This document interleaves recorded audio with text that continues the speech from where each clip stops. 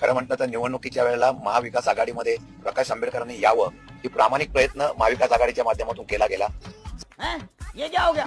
ये क्या सुन रहा हूँ मैं? जर मताची विभागणी करायचा नव्हता तर प्रकाश आंबेडकरांनी स्वतः त्या महाविकास आघाडीमध्ये येणं गरजेचं होतं।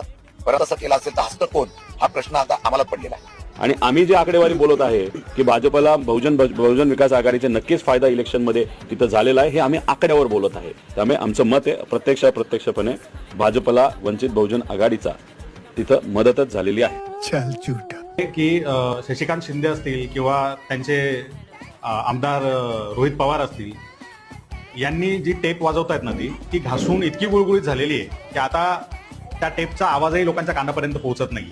त्यामुळे त्यांनी नवीन काहीतरी आणावं, नवीन काहीतरी बोलावं। ज्या आकडेवारीच्या बाबतीत ते बोलतात किंवा भाजपला मदत झाल्याच्या बाबतीत ते बोलतात, तर महाराष्ट्राची जनता ही दूधखोरी नाहीये।